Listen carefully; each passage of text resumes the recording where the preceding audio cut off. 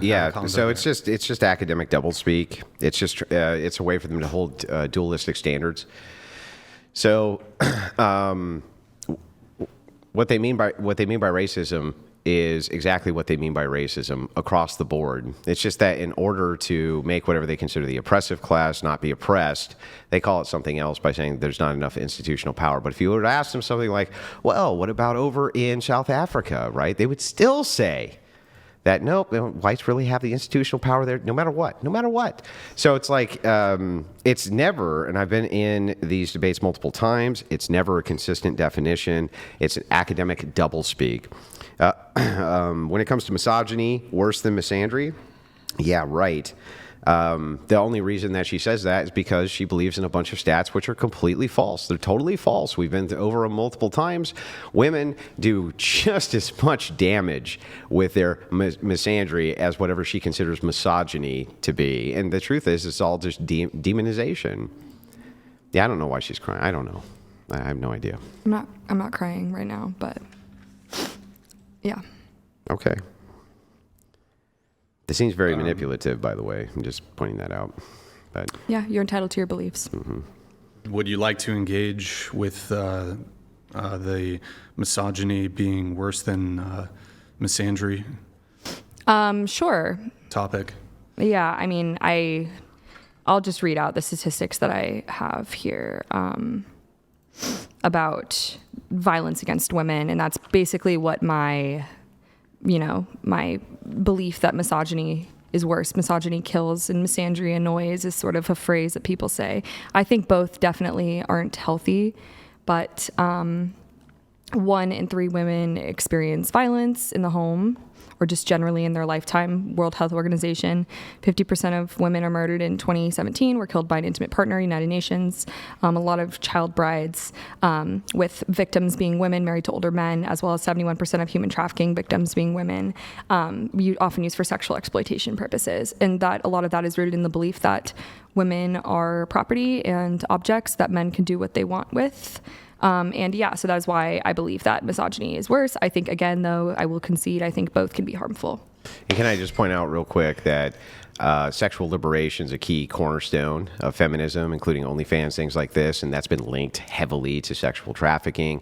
And still, the left does everything they can to promote that women should be able to engage in prostitution, even though it leads to those very same outcomes, which is insane. On top of that, she says misogyny kills, misandry annoys. That's not true. If we look at post-divorce stats for suicidality, for instance, same thing. Even when it comes to men's health, they do unalive themselves at higher rates. Right? Now, I would still argue that that's mostly because they're better at it, but also because, and what I mean by that is that, like, women will basically they just won't use guns, right? And men use guns. But yeah, I would say also, when we're talking about misogyny versus misandry, what's really interesting about this is they'll often only point to the stat of death as though that is the only stat which is worth looking at. If you look at what's going on in society, we also have to look at children. The effects and outcomes of children. The demonization of men through misandry often will lead to men or boys, young girls, things like that, losing respect for men. It also leads to men losing custody of their children, which leads to bad outcomes for children. Like, even if it were the case that I accepted all of her stats, by the way, that also proves that feminism is not doing a good job protecting women. It literally failed its promise of protecting women. But on top of that, can we just point out that she doesn't bring up the outcomes for children ever? They never bring up the outcomes for children, which are completely and totally awful when we have these split family homes and the glorification of single motherhood, which feminism has done. They only point to the fact that, well, misogyny can lead to the unalivement. Also, can I just point out, what about the fact that there's about, 1 million women plus a year who murder men's children in the womb? I just want to point that out while she says, well, this is basically misandry is just harmless annoyance. At the same time, remember, having 1 million abortions a year. May I just ask, I'm trying to I was listening. Were you listening? Yeah. Okay. All right. I was listening. Okay. Do you want to sure refute or counter? Or I think that respond? like being pro-choice, like the way that it's defined about taking life is always going to be open to interpretation. I think people will think, different things about when life begins, and so ultimately the crux of that, it seems like you believe in God. Do you? Mm-hmm. Yeah. So I think that because of that, we will never see eye to eye, because I don't consider it to be murder before a certain point. Like obviously, like if the fetus is viable, if like there are certain points where I only ever use secular arguments. So even if it is the case that I believe in God, I've only ever used secular arguments. So what would your argument be? That the case for sentience makes no sense, and that scientifically, the established scientific consensus, the legitimate scientific consensus, non-sociological consensus, is that this is a human life at conception immediately. That is the scientific consensus. You can look at any source you want. That's the scientific consensus. So if that's the case, right, then we should treat it as though it's a human life. Sure. Yeah. And I think that's going to vary from person to person.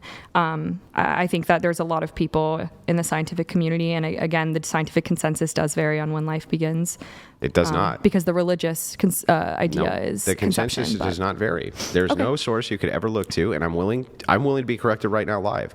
There is no source I've ever been able to find which refutes that the scientific consensus is that human life begins at conception. Oh, thank you. There would be no other way to determine human life.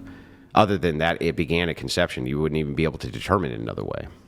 But you can go ahead. What does scientific consensus say? When does human life begin? Sure. I'll wait.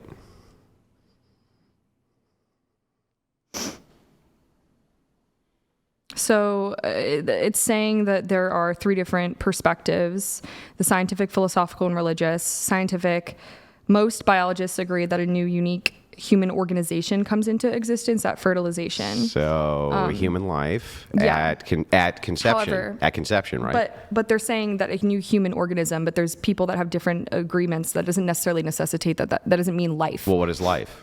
It's alive? I mean, that's what I'm saying is it's different for everyone. They're saying that the human organism forms at conception, but that doesn't mean it's life. Well, what is an organism? Is it alive?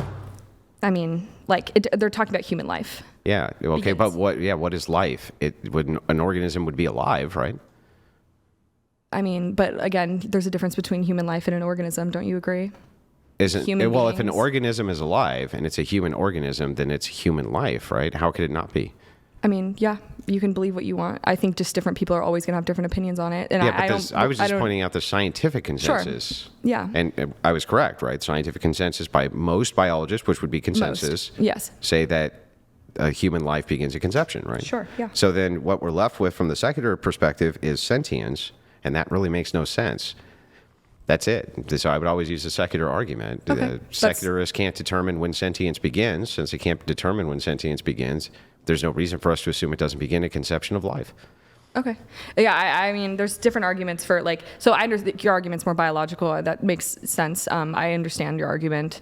I mean, there's different reasons people argue for being pro-choice and pro-life. So pro-life, pro-choice. But, there's different ways of looking at it. And I don't think we'll ever agree. So I don't know. Okay. But good. I enjoy hearing about your arguments and what you have to say. So I've never been, I never heard that specific point. So.